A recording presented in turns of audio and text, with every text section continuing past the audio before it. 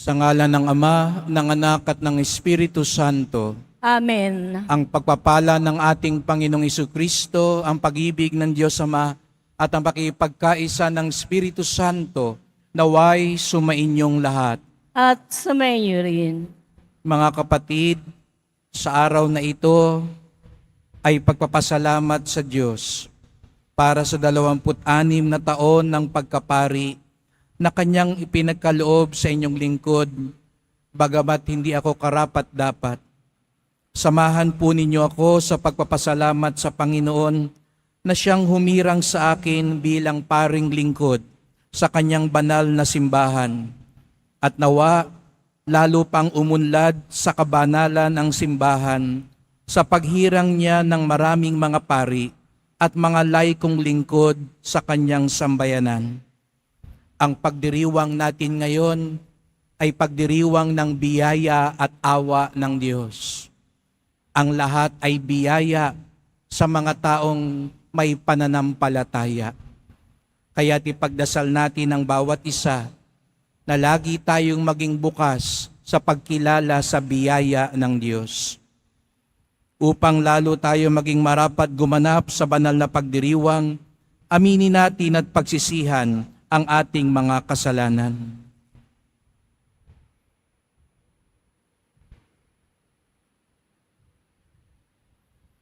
Inaamin ko Sa makapangyarihang Diyos at sa inyo mga kapatid, na lubha akong nagkasala sa isip, sa salita, sa gawa at sa aking pagkukulang.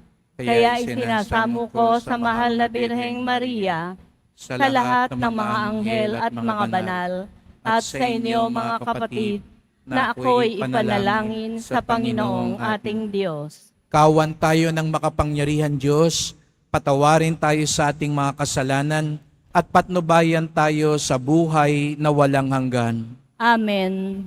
Panginoon, kaawaan mo kami. Panginoon, kaawaan mo kami. Kristo, kaawaan mo kami. Kristo, kaawaan mo kami. Panginoon, kaawaan mo kami. Panginoon, kaawaan mo kami. Manalangin tayo.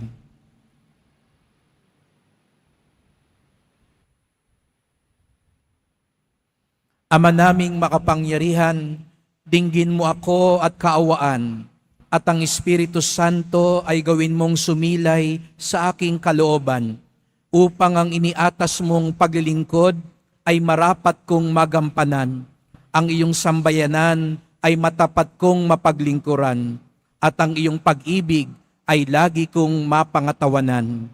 Sa pamamagitan ni Jesucristo, kasama ng Espiritu Santo, magpasawalang hanggan. Amen. Magsiupo muna po ang lahat. Pagbasa mula sa unang sulat ni Apostol San Pablo sa mga taga-Korinto. At ngayoy ipinaalaala ko sa inyo, mga kapatid, ang mabuting balita na ipinangaral ko sa inyo. Iyan ang ebanghelyo na inyong tinanggap at naging saligan ng inyong pananampalataya. Sa pamamagitan nito'y naliligtas kayo kung matatag kayong nananangan sa salitang ipinangaral ko sa inyo.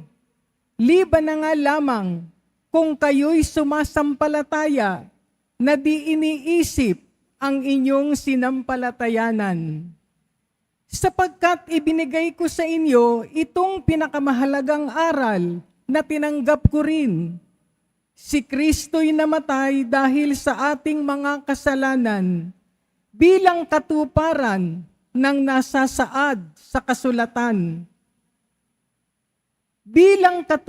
Inilibing siya at muling nabuhay sa ikatlong araw, ayon din sa kasulatan, at siya'y napakita kay Pedro, saka sa 12. Pagkatapos, napakita siya sa mahigit na 500 kapatid na nagkakatipon. Marami sa kanila'y buhay pa hanggang ngayon, bagamat patay na ang ilan. At napakita rin siya kay Santiago sa mga apostol na sama-sama noon. Sa kahuli-hulihay napakita rin siya sa akin, bagamat ako'y tulad ng batang ipinanganak ng di kapanahunan.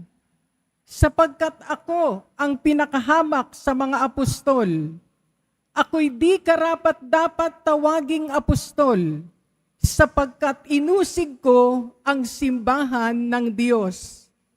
Ngunit dahil sa kagandahang loob niya, ako'y naging apostol at hindi naman nawala ng kabuluhan ang kaloob niyang ito sa akin. Nagpagal ako ng higit kaysa kanino man sa kanila, bagamat hindi ito sa sarili kong kakayanan, kundi sa tulong ng Diyos sa akin. Kaya't maging ako o sila, ito ang ipinangangaral namin, at ito ang pinananaligan ninyo. Ang salita ng Diyos. Salamat sa Diyos.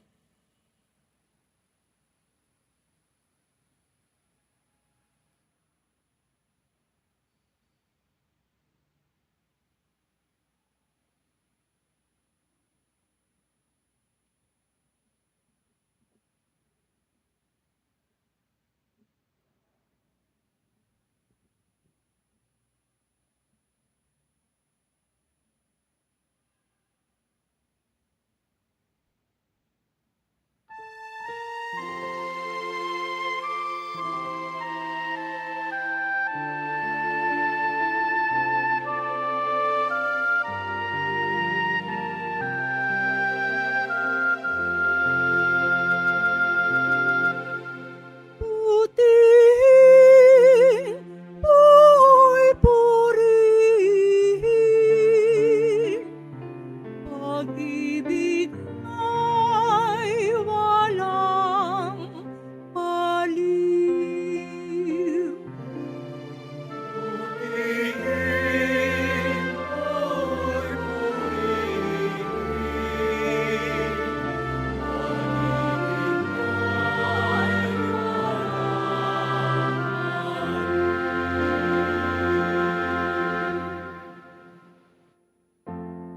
O pasalamatan ng Panginoong Diyos, sapagkat siya'y mabuti. Ang kanyang pag-ibig ay napakatatag at mananatili. Ang taga-Israel, bayaang sabihit kanilang ihayag. Ang pag-ibig ng Diyos ay hindi kukupa.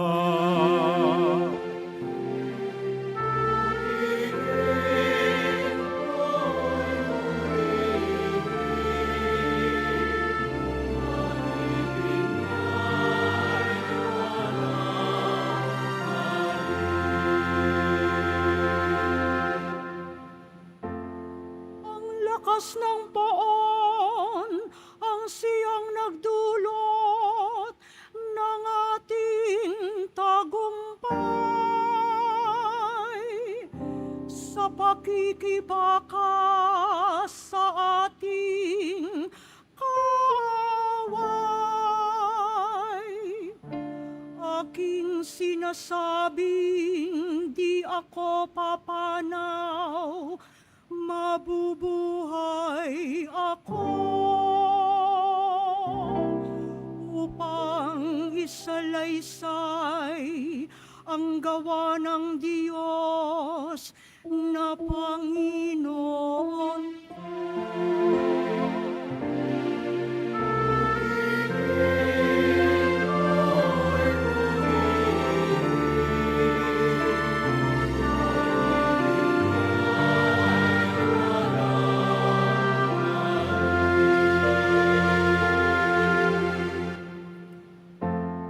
Ikaw ay aking Diyos,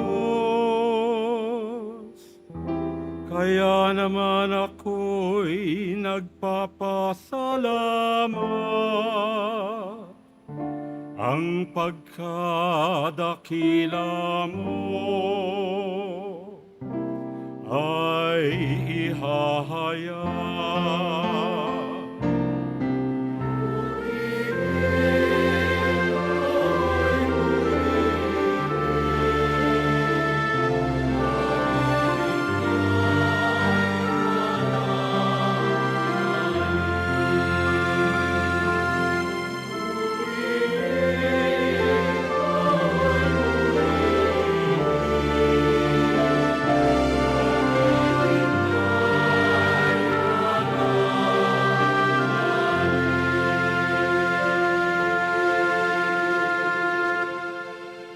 Magsitayo na po ang lahat.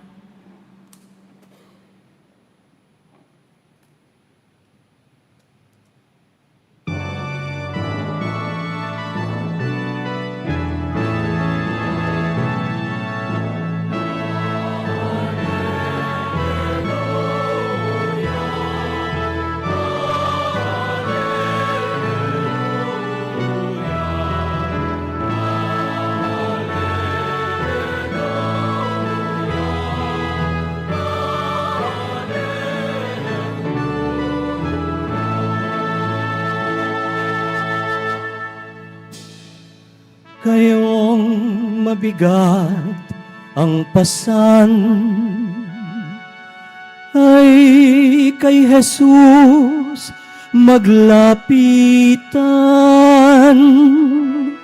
upang kayo'y masiyahan.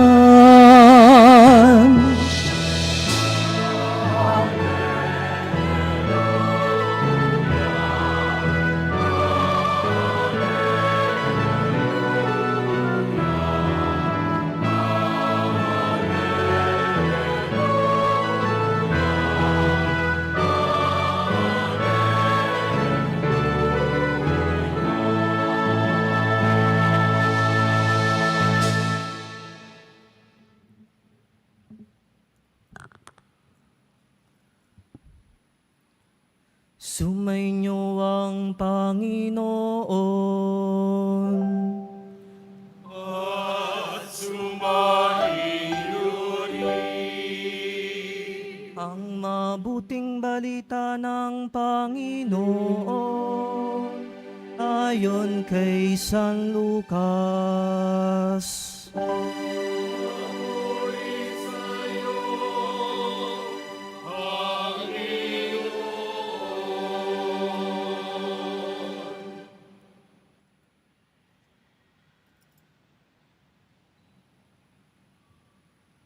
Noong panahong iyon, inanyayahan si Jesus ng isa sa mga Pariseo upang makasalo niya.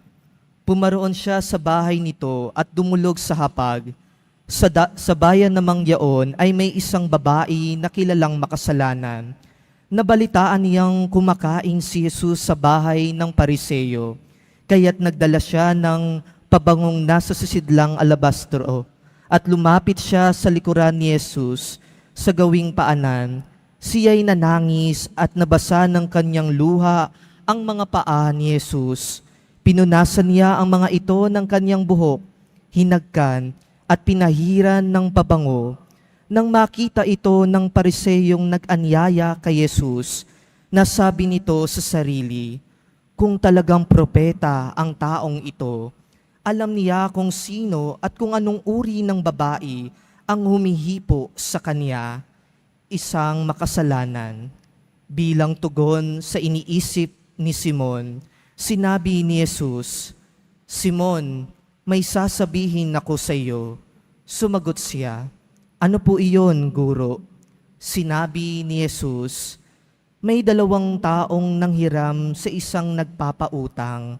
Ang isa'y 500 denaryo at ang isa na may 50. Nang hindi makabayad, pareho silang pinatawad. Ngayon, sino sa kanila ang lalong nagmamahal sa nagpautang? Sumagot si Simon, sa palagay ko po'y ang pinatawad ng malaking halaga. Tama ang sagot mo, ang tugon ni Jesus. Nilingon niya ang babae at sinabi kay Simon, Nakikita mo ba ang babaeng ito? Pumasok ako sa iyong bahay at hindi mo man lamang ako binigyan ng tubig para sa aking mga paa. Ngunit binasa niya ng luha ang aking mga paa at pinunasan ng kaniyang buhok. Hindi mo ko hinagkan, ngunit siya, mula nang pumasok siya, ay hindi tumigil sa paghalik sa aking mga paa. Hindi mo pinahiran ng langis ang aking ulo, subalit pinahiran niya ng pabango ang aking mga paa.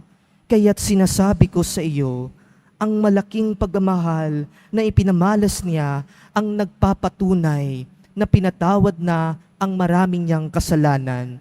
Ngunit ang pinatawad ng kaunti ay kaunti lang ang pagmamahal na ipinamamalas. Saka sinabi sa babae, ipinatatawad na ang iyong mga kasalanan, at ang kaniyang mga kasalo sa pagkain ay nagsimulang magtanong sa sarili, sino ba itong pati pagpapatawad sa kasalanan ay pinangangahasan? Ngunit sinabi ni Jesus sa babae, iniligtas ka ng iyong pananalig, yumao ka na, ipanatag mo ang iyong kalooban. Ang mabuting balita ng Panginoon. Pinupuri ka namin, Panginoon Jesucristo. Magsipo muna po ang lahat.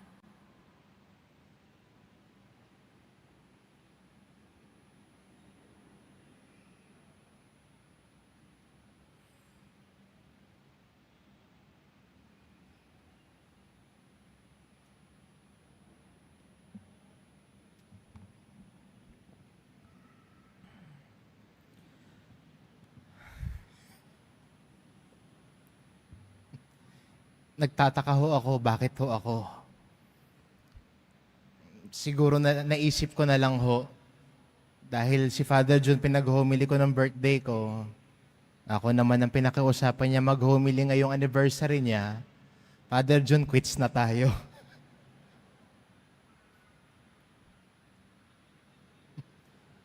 Naalala ko ho, una ko hong nakilala si Father John, sakristan pa lang ho ako. Lagi niya hong kasama si Cardinal Sin, akay-akay, tinutulungan. Naging professor ko rin ho siya sa seminaryo. Ang subject ko niya sa amin ay church history.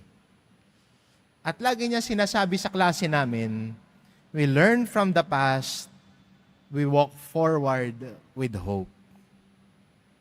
Natututo sa mga aral ng nakaraan, lumalakbay ng may pag-asa. Kaya, mukhang magkarugtong yata ang pagdiriwang ngayon sa itinuturo niya sa amin noon sa seminaryo, ang kakayahan ng pag-alala. At ganoon naman, di ba, pag may nag-aanibersaryo, panahon ho ito ng pag-alala. Inaalala natin ang kabutihan ng Diyos. Inaalala natin ang mga aral at karanasan na humubog sa buhay ng isang pari. Inaalala kahit ang mga pagsubok na nakasalubong sa daan at nakikita din na sa kabila ng mga ito, kasama rin natin ang Diyos. Every anniversary is a day when we remember. We remember God's grace, we remember God's goodness, and we remember always God's guidance. Inaalala, naaalala, alaala. Pero kasama din noon ay ang hamon na maging alaala. Hindi lang po pag-alala, kundi pag-alala, maging alaala. Remembrance. To become a remembrance At yan po siguro yung mission namin bilang isang pari. Nung inordinahan po si Father John 26 years ago, kasama din noon ay ang hamon na maging remembrance. Hindi lang to remember, but to become a remembrance. At siguro, ang pinakamalaking remembrance din ay ang pagsasakasalukuyan o to become a remembrance of the presence of Christ. Si Jesus na mabuting pastol. Kaya nakikita sa paglilingkod ng isang pari ang larawan ni Jesus. He is a remembrance of Christ. Kaya maganda ho yung identity na ibinigay ni Father John sa sarili niya, na siya ay pastol at kalakbay. A remembrance of Christ the Good Shepherd, pastol at kalakbay. At ang isang pastol ay kasamang naglalakbay. Hindi ho niya sasabihin, etong gawin mo, kundi kasama siya sa paglalakbay. At ang pwesto ng isang pastol sa gitna ng kanyang kawan ay hindi ho sa harap, hindi rin ho sa likod. Hindi sa harap kasi hindi niya makikita yung nasa likod niya, o mahirapan siyang abutin yung nasa pinakalikod ng kawan. Mahirap din naman kung siya ay nasa likod dahil hindi niya maaabot yung nasa unahan. Dahil kung sino ang nasa unahan, yun ang susundan ng buong kawan. Asan ba ang pastol? Nasa gitna ho. Nasa gitna ng kanyang kawan ang pastol. Para madali niyang gabayan ang nasa unahan at madali niyang hilahin pag nahuhuli na ang nasa likod.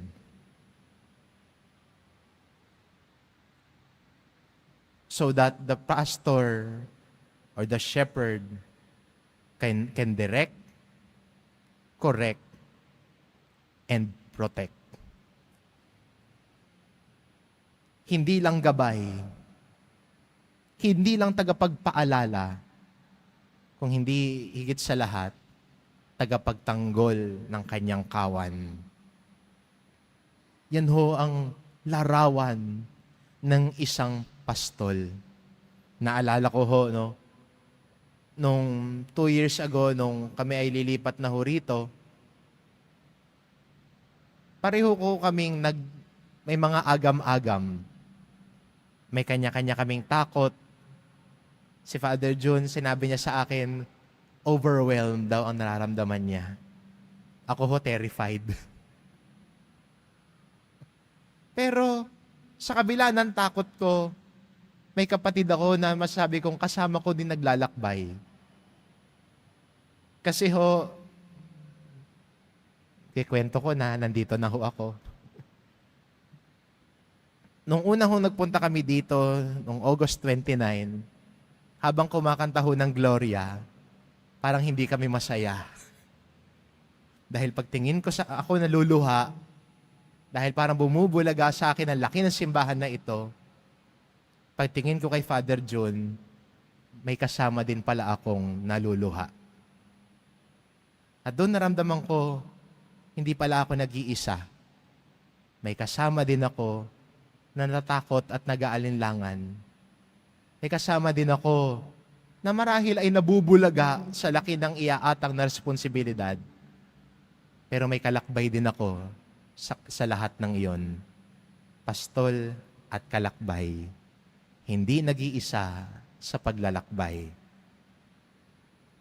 Maganda ding paalaala ang pagtanggap ng ordinasyon o pag-alala natin pag-alala sa anibersaryo ng ordinasyon ay ang pagiging alaala ng pagiging bukas palad ng Diyos. A remembrance of God's generosity.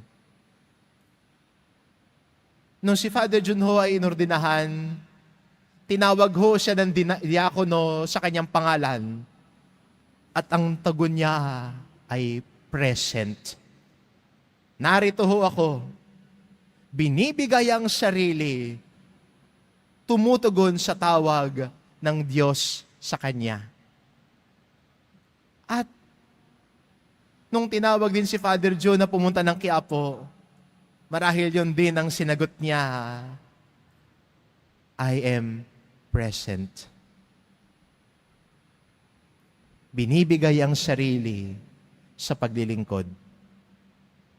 Pero, hindi lang ho present ang ibinibigay niya. Hindi lang present ang sinasagot niya at sinasabi, narito ako. Pero maganda rin makita na siya din at ang buhay ng isang pari ay present din sa community. Regalo ng Diyos. A priest is a present of God to the community. Kaya si Father John ay hindi lang nakatanggap ng biyaya at ating inaalaala, kundi misyon din na patuloy na maging regalo ng Diyos sa kanyang sambayanan. To become a present to God, to the community. At patuloy siyang nagiging regalo sa amin, lalo na ho kaming mga bata. Bata pa ho kami. Wala pa ho kami sa kalahati ng tagal ni Father John sa paglilingkod sa pagpapari. At ang kanyang pagiging biyaya din sa amin ay ang pagbabahagi din niya ng kanyang karunungan sa amin. Yung kanyang karanasan sa paglilingkod, He is always present for us when we do not know what to do anymore. Siya ho ay biyaya ng Diyos sa amin bilang kanyang mga kapatid na pari. Dahil minsan dumarating kami sa panahon na hindi na namin alam ang gagawin, tumatakbo ho kami kay Father John para humingi ng kanyang gabay, para humingi ng kanyang direksyon. Siya din ay biyaya ng Diyos para sa amin. Hindi lang ho remembrance of God's grace, pero ang buhay pagpapari din ho, ay hindi lang ho remembrance of God's generosity, pero ang buhay pagpapari din ho ay remembrance of God's grace. At ito ho laging sinasabi at sinasambit ni Father John lagi, that everything is grace. Ang buhay pagpapari, wala kayo may pagmamalaki, kundi patuloy kaming umaasa sa grasya ng Diyos at patuloy na tumatawag sa amin sa kabila ng kahinaan namin, sa kabila ng pagkukulang namin, sa kabila ng kapalpakan namin. Ang grasya ng Diyos pa din ang gabay namin. Kaya sa mga panahon na panghihinaan kami, lagi ding sinasambit ni Father John, everything is grace. Dahil sinasabi ni San Pablo, when I am weak, it is then that I am strong, because the grace of God suffices me. Tumitingin sa kahinaan, tumitingin sa pagiging hindi karapat-dapat, pero ang grasya ng Diyos ang nagpapalakas sa amin. Remembrance of God's generosity, remembrance of God's grace, remembrance of God's hope. Bilang isang pastol, meron ng direksyon, may gustong puntahan, may gustong marating. At yung vision ni Father John sa pamumuno niya dito, pinakita din niya ang kanyang vision na sana ang mga deboto ay makaranas ng pag-asa dito sa dambana at simbahan na ito.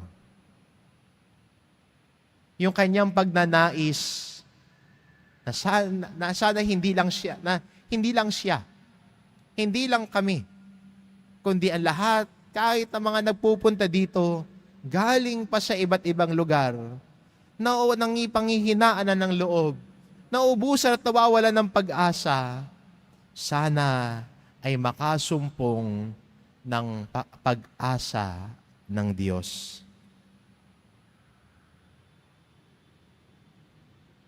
Kaya sa kanyang paglilingkod at pagbibigay direksyon, nais din tayong dalhin palapit sa pag-asa sa Diyos. Naalala ko ho, bago ho si Father John pumunta dito, siya ho ay chaplain ng landmark Our Lady of Hope. Ngayon, Christ, our hope. Si Jesus Nazareno na ating pag-asa.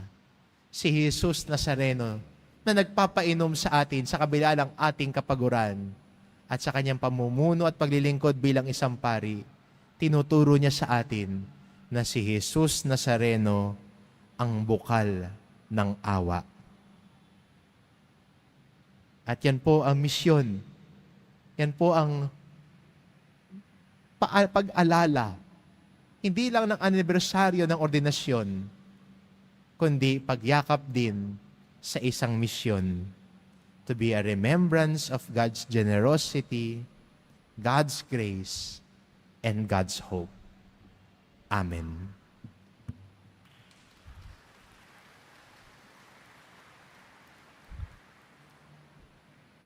Magsitayo na po ang lahat. Minamahal kong mga kapatid, sa ating panalangin, ilagay natin ang ating pananalig sa Diyos Ama na nagpapakita ng mapagmahal na habag sa kanyang pakikitungo sa mga makasalanan. Ang ating tugon, kaibigan ng mga makasalanan, idulot mo sa amin ang iyong kapayapaan.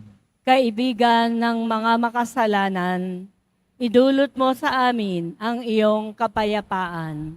Ang simbahan, naway maipagpapatuloy ang gawain ni Jesus sa pagpapatawad ng mga kasalanan at pagbubuo ng mga pusong wasak. Manalangin tayo. Kaibigan ng mga makasalanan, idulot mo sa amin ang iyong kapayapaan. Sa pamamagitan ng diwang mapagpatawad, ang mga taong magkakatunggali naway humantong sa mapayapang pag-uusap. Manalangin tayo.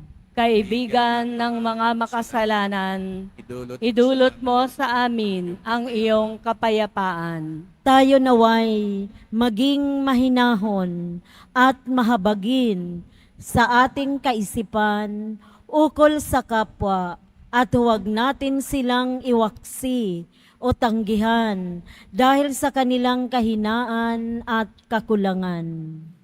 Manalangin tayo. Kaibigan ng mga makasalanan, idulot mo sa amin ang iyong kapayapaan. Ang mga may sakit at yaong mga nag-aaruga sa kanila, naway makadama ng mapagpagaling na presensya ng Panginoon sa pamamagitan ng nagmamalasakit na Kristiyanong komunidad. Manalangin tayo. Kaibigan ng mga makasalanan, idulot mo sa amin ang iyong kapayapaan. Yaong mga pumanaw na sa buhay na ito, naway patawarin ni Jesus na ating tagapagligtas. Manalangin tayo. Kaibigan ng mga makasalanan, idulot mo sa amin ang iyong kapayapaan. Tahimik nating idulog ang iba pa nating kahilingan.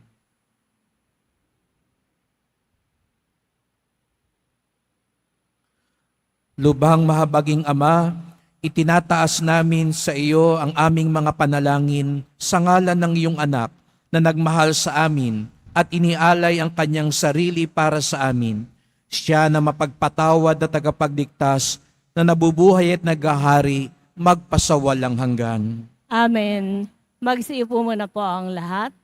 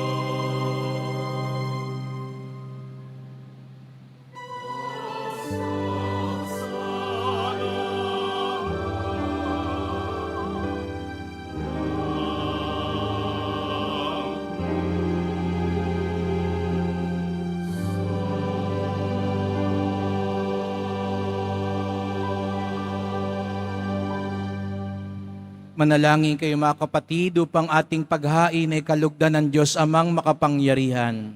Tanggapin nawa ng Panginoon itong paghahain sa iyong mga kamay, sa kapurihan niya at karangalan sa ating kapakinabangan at sa buong sambayanan niyang banal. Ama naming lumikha, tanggapin mo ang mga alay na aming inihanda at tunghayan mo si Kristo na siyang pari at hain sa dambana upang akong katambal niya sa tungkulin ay maging handog na masanghaya sa pamamagitan niya kasama ng Espiritu Santo magpasawalang hanggan. Amen. Sumainyo ang Panginoon. At sumaiyo rin. Itaas sa Diyos ang inyong puso at diwa. Itinaas na namin sa Panginoon. Pasalamatan natin ang Panginoong ating Diyos. Marapat na siya ay pasalamatan. Ama naming makapangyarihan, tunay ngang marapat na ikaw ay aming pasalamatan. Pinagbibigyan mo ito'y aming maihayag, kahit na ito'y walang anumang maidaragdag. Sa kadakilaang sa iyo ay likas. Sa pagpupuri namin ang nakikinabang, ay kami ring iyong pinakikiharapan sa pamamagitan ng iyong anak na minamahal. Kaya kaisa ng mga anghel, nagsisiawit ng papuri sa iyo ng walang humpay sa kalangitan, kami nagbubunyi sa iyong kadakilaan.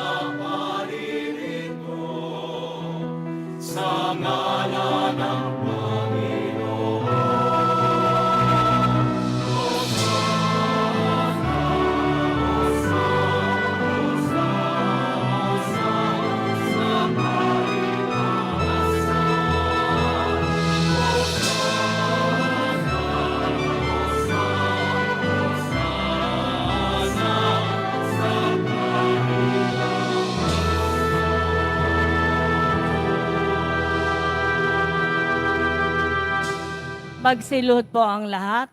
Ama naming banal, ikaw ang bukal ng tanang kabanalan. Kaya sa pamamagitan ng iyong Espiritu, gawin mong banal ang mga kaloob na ito, upang para sa amin ay maging katawan at dugo ng aming Panginoong Hesus Kristo. Bago niya pinagtiis ang kusang loob na maging handog, hinawakan niya ang tinapay, pinasalamatan kanya, pinaghati-hati niya yon, iniabot sa kanyang mga alagad at sinabi, tanggapin ninyong lahat ito't kanin. Ito ang aking katawan na ihahandog para sa inyo.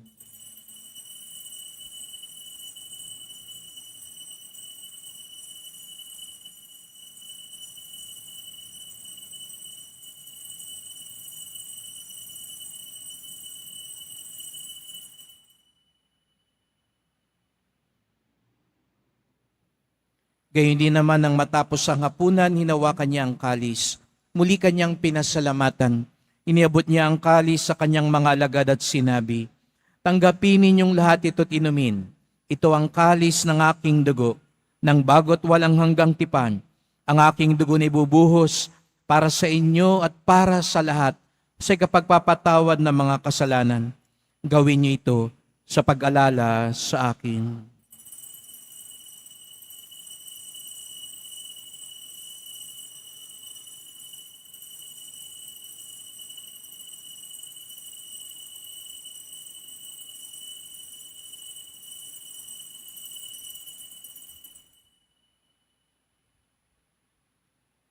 Ipagbunyi natin ang misteryo ng pananampalataya.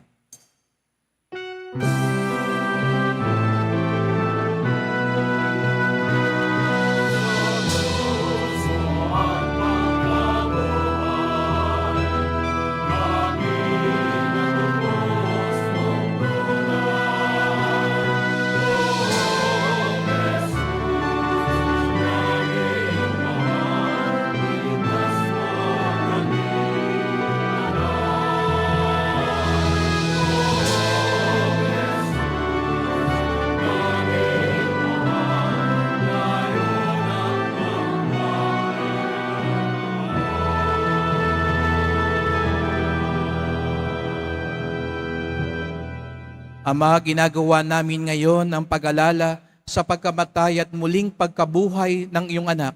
Kaya tinalay namin sa iyo ang tinapay nagbibigay buhay at ang kalis na nagkakaloob ng kaligtasan.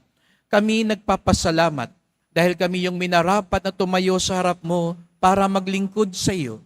Isinasamo namin kaming magsasalo-salo sa katawan at dugo ni Kristo ay mabuklod sa pagkakaisa sa pamamagitan ng Espiritu Santo.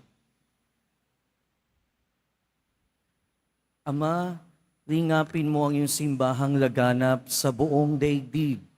Puspusin mo kami sa pag-ibig, kaysa ni Francisco na aming Santo Papa, at ni Jose na aming Obispo at ng Tanang Kaparian.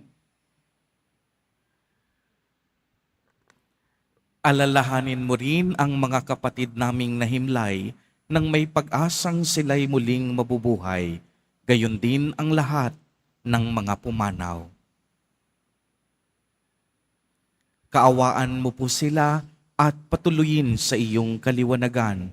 Kaawaan mo at pagindapatin kaming lahat na makasalo sa iyong buhay na walang wakas, kaisa ng mahal na Birheng Maria na Ina ng Diyos, ng kabiyak ng puso niyang si San Jose, kaisa ng mga apostol at ng lahat ng mga banal na namuhay dito sa daigdig ng kalugod-lugod sa iyo, maipagdiwang nawa namin ang pagpupuri sa ikararangal mo sa pamamagitan ng iyong anak na aming Panginoong Hesukristo.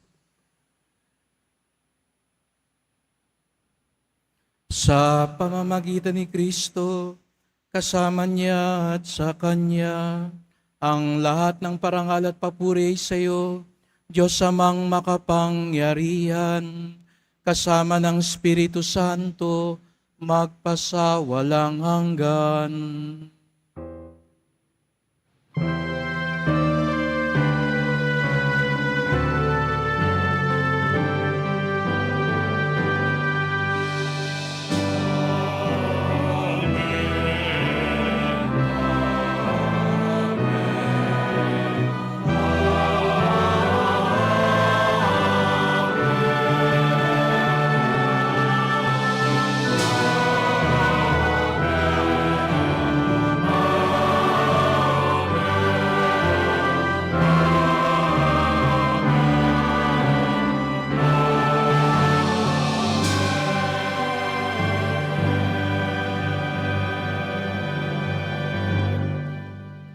Tayo ay umaalala sapagkat lubhang mabuti at maawain ng Diyos.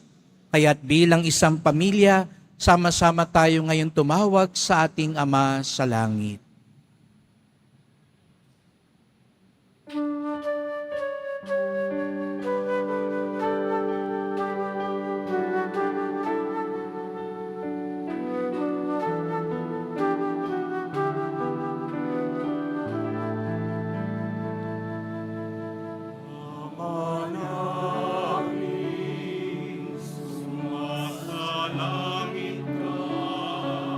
Sambahin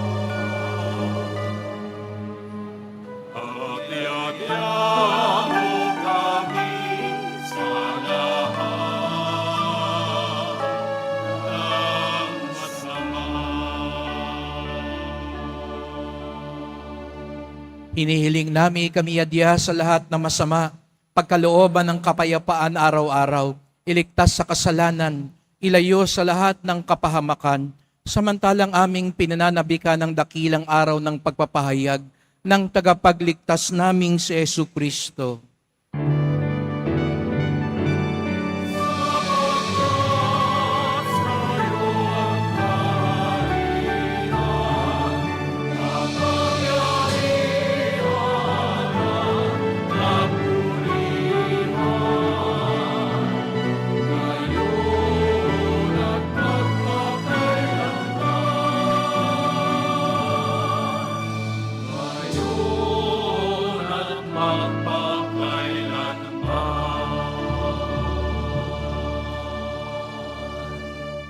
O Panginoong Kristo, sinabi mo sa iyong mga apostol at ngayon sinasabi mo sa amin lahat dito, kapayapaan ang iniiwan ko sa inyo, ang aking kapayapaan ay binibigay ko sa inyo. Tunghayan niyo pong aming pananampalataya, huwag pong aming mga kasalanan. Patawad po kung wala kaming utang na loob. Patawad po kung kami nakakalimot magpasalamat sa inyo. Pagkalooban niyo po kami ng kapayapaan at pagkakaisa, ayon sa iyong kalooban, kasama ng Espiritu Santo, magpasawalang hanggan. Amen. Ang kapayapaan ng Panginoon ay laging sumainyo. At sumaiyo rin. Magbigayan kayo ng kapayapaan sa isa't isa.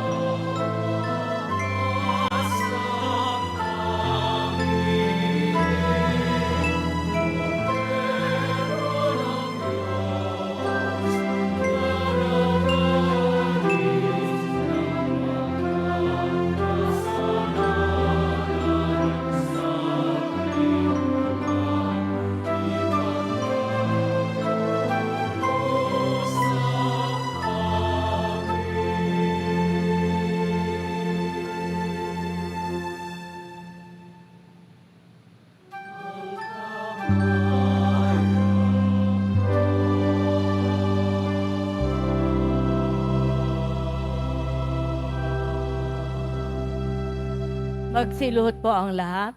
Narito si Jesus Nazareno, ang buhay na alaala ng awa at biyaya ng Ama. Ang kordero ng Diyos na nag-aalis ng mga kasalanan ng sanlibutan, mapapalad ang inaanyayahan sa kanyang piging. Panginoon, hindi ako karapat-dapat na magpatuloy sa iyo, ngunit sa isang salita mo lamang ay gagaling na ako.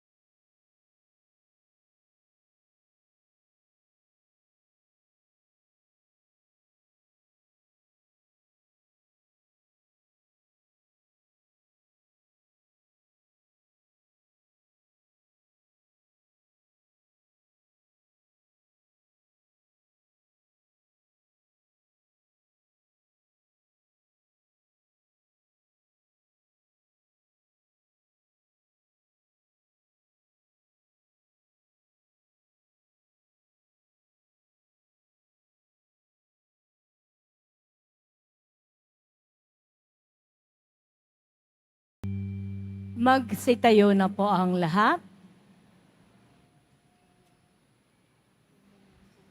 Manalangin tayo. Ama naming mapagmahal, sa pakikinabang sa pagkaing iyong bigay at sa kalis ng bagong tipan, naway matapat kitang mapaglingkuran at lubos kong maiukol ang aking buhay sa kapakanan ng sambayanan. Sa pamamagitan ni Jesucristo, kasama ng Espiritu Santo, magpasawalang hanggan. Amen. Magsiupo lang po sandali.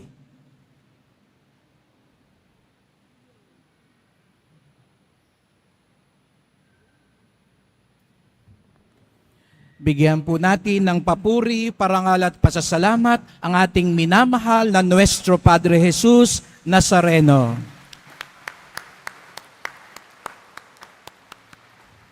Siya po ang dahilan ng lahat at siyang dahilan din ng ating pagtitipon ngayon sapagkat siya ang ating inaalala at pinapasalamatan. Magdadalawang taon na po ako dito sa Quiapo at aaminin ko po sa inyo hanggang ngayon ay palaisipan pa rin sa akin. Hiwaga pa rin sa akin kung bakit ako pinadala dito at tinawag dito ng mahal na pong Jesus Nazareno. At sa aking pagninilay, lalo na ngayong araw na ito, mas lalong luminaw po ang dahilan. Tingnan nyo nga po ang paligid nyo, tingin nga po kayo sa bawat isa. Sabihin nyo nga sa katabi nyo, pagpalain kayo ng Diyos. At iikot nyo po ang tingin nyo ngayon sa simbahan. Hindi po linggo ngayon. Alanganing oras po ngayon. Hindi po biyernes ngayon. At lalo't higit, hindi ko bisita ang mga nandito ngayon. Dahil hindi pa hulalagpas sa daliri ng kamay ko ang talagang pinapunta ko dito. Pero puno po ang simbahan. Nandito po kayo. At nung pinagninilayan ko po ang ebanghelyo ngayong araw na ito, na nakatagpo ni Jesus Nazareno yung babae na pinunasan, hinalikan, pinabanguhan ang kanyang mga paa at ipinakita ng lubos-lubos ang kanyang pasasalamat, pagmamahal at pagtanaw ng utang na loob. Doon ko naunawaan po. Sapagkat yun po ang ipinakita ng mga deboto ni Jesus Nazareno sa akin at sa aming mga pari. Hindi po ba katulad nung nangyari sa ebanghelyo, nung tinignan ng mga tao yung babae, sabi kay Jesus Nazareno, ano ba naman yung babae yan? OA. Ang daming palabas. Paiyak-iyak pa. Ang daming paraan. Hinagkan, pinunasan, pinabanguhan. At natitiyak ko siguro, sumigaw pa yung babaeng yun. May halong pagtataka, paglilibak, pangungutya, at pagtatanong, bakit ganyan yung taong yan? At hindi ho ba mga kapatid, minsan ganun ang tingin sa ating mga deboto. Bakit ba yung mga nandiyan sa Quiapo? Kung makasigaw, kung makapunas, kung makaiyak, kung makapagpahayag ng pananampalataya, ganun na lang. Aminin ko po sa inyo, hindi po ako ganun nung una, tahimik lang ako, kimi. Siguro nga masabi, kuripot sa pagpapakita ng pagpapasalamat. Kaya aaminin ko po sa inyo, napapahiya po ako pag nandito ako at nakikita kayong mga deboto. Eto ako, sabi ng sabi, ang lahat ay biyaya, ang lahat ay awa, pero nahihiya akong ipakita sa Diyos na nag-uumapaw ang aking pasasalamat at paniniwala sa Kanya. Pero ang mga deboto,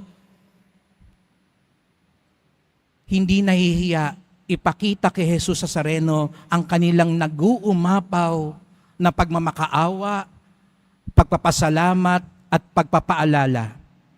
Ngayon, alam ko ng dahilan Dahil gusto kong turuan ng mahal na pong Jesus Nazareno, ipakita mo kung talagang nagpapasalamat ka. Iparamdam mo kung talagang nagmamakaawa ka. Ipahayag mo kung talagang ipinangangalandakan mo ang iyong pag-ibig sa akin. Dahil aminin natin, nandito po yung ibang mga hindi taga-Quiapo, aminin natin sa ibang lugar, gusto natin kimi lang tayo, tipid tayo, kaunti lang dahil parang nahiya tayo.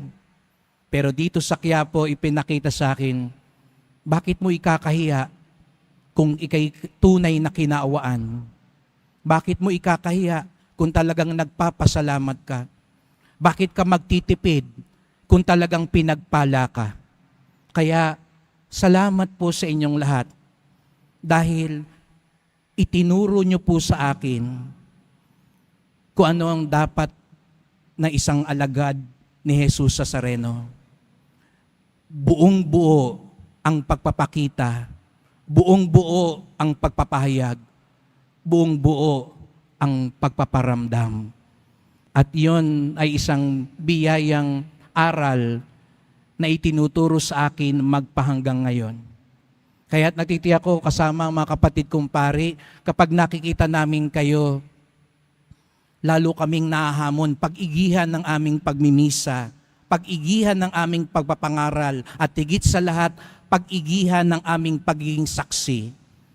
Dahil kayo na walang sawa at walang pagod at walang hiya na ipinapakita ang lahat, ganun din sana kami. Kaya maraming salamat po sa pagpapakita sa akin, lalo na kung ano ang tunay na deboto at disipulo ni Jesus Nazareno. At ang taong ito'y napakabiyaya sa atin sa Quiapo.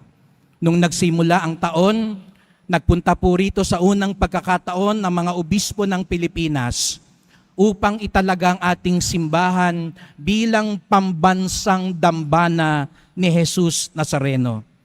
At nung isang buwan, inanunsyo na rin na simula sa 2025, ang Enero 9, hindi na lang pista ng Quiapo, hindi na lang pista ng Maynila, kung hindi pista ng buong Pilipinas, pista ng bawat Pilipino. Kaya nga, ang dambana ni Jesus Nazareno ay tahanan ng bawat Pilipino. Tumatanggap ng deboto, nagsusugo ng disipulo.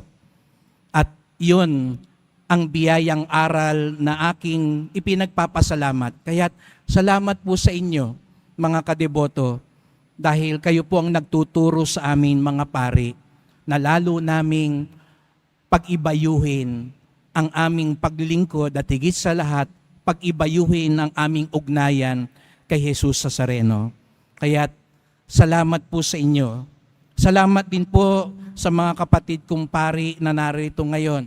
Salamat po sa mga naglilingkod sa simbahan ng Quiapo. Sila po ang susi upang maging dambana at tahanan ng ating simbahan. Kaya ang MBBN staff, ang mga naglilingkod, mga ihos del Nazareno natin, ang mga prayer and devotion groups, ang mga organizations, ang liturgical affairs, at lahat-lahat ng mga lingkod ng simbahan ng Quiapo.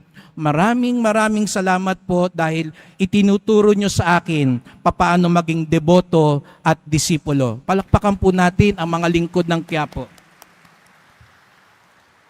Salamat po sa aking maliit na pamilya. Maliit lang po ang aking pamilya, kaya siguro sinugo din ako rito para lumaki ang aking pamilya. Dahil kayo pong lahat ang aking pamilya.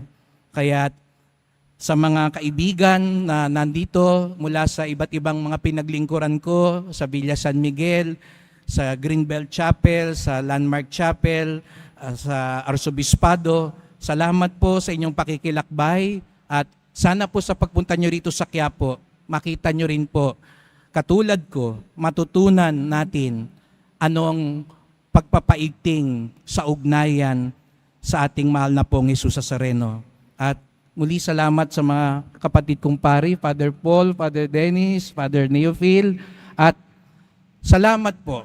Lagi ko po itong sinasabi, ako'y nagpapatuloy dito, gumagaan ng aking krus dito sa Quiapo dahil ako'y may mga kalakbay, may mga kaibigan at higit sa lahat, may mga kapatid na kasakasama ko para sa inyo.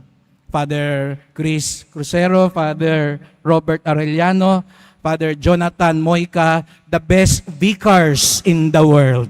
Thank you very much.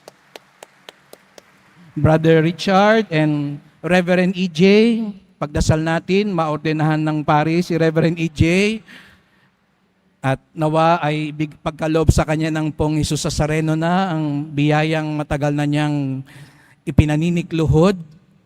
At tunay nga po na ang pagpunta ko rito ay isang biyaya because I was sent to the best shrine and parish in the world, ang simbahan ng Quiapo, ang pinakatampok na parokya at dambana sa buong Pilipinas.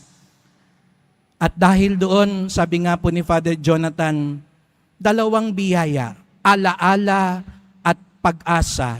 Hindi ko na naalala, tinuro ko pala sa kanya yon. No? Pero napakaganda po na sa dambanang ito, itong dalawang biyaya ang lalong lumago, alaala at pag-asa. At kung meron man po akong isang wish, at kung di naman po kalabisan sa mga kapatid kong pari, lalo na sa aking mga kasamang vicars, sa inyong anniversary, fathers, pwede bang isa ang maging wish natin, lalo na sa taon na ito, para lalong umigting ang alaala, para maalala natin, ano nga ba ang debosyon sa Pong Nazareno? Ano nga ba ang ibig sabihin at hamon sa atin ng mahal na Pong Jesus Nazareno? Upang sa gayoy, lalong mabuhay ang ating pag-asa at pagsunod sa Kanya. Ito po ang aking hiling, pakiusap, pagsusumamo sa mahal na Pong Jesus Nazareno, na dumating ang araw na maitayo na, maisaganap ang museo ng Nazareno at sentro ng bawat deboto at peregrino upang bukod sa simbahan ng Quiapo, magkaroon tayo ng isa pang tahanan para lalo nating maalala ang mga aral at biyaya ng Poong Nazareno at upang ang lahat ng mga deboto sa Pilipinas man at saan mang panig ng mundo ay magkaroon ng isang tahanan ng paghuhubog at pagpapalalim ng kanilang debosyon.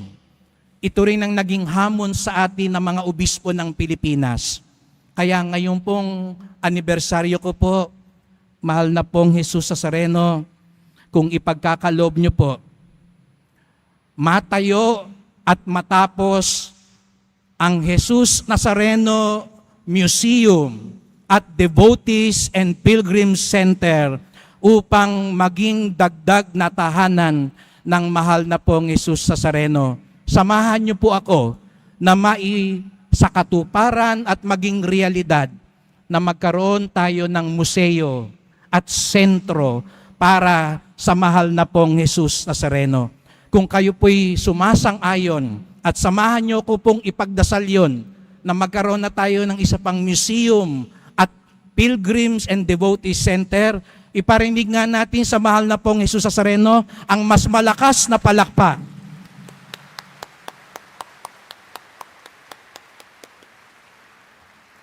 Sapagkat sa huli, hindi po ito tungkol sa akin, hindi po ito tungkol kahit kanino man, ito'y higit sa lahat para sa ikadadakila ng ating mahal na Pong Jesus Nazareno. Muli po, maraming salamat sa inyong lahat at Viva Pong Jesus Nazareno! Viva Pong Jesus Nazareno! Viva Pong Jesus Nazareno!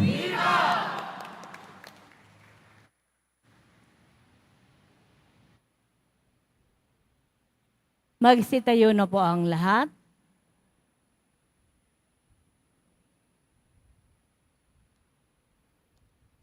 Sumainyo ang Panginoon. At sumainyo rin. Mahal na pong Jesus Nazareno, inihayag mo sa pamamagitan ng krus ang walang maliw na pag-ibig ng Diyos sa sangkatauhan. Pakinggan mo ang kahilingan ng iyong angkan na nagsusumamo sa iyo.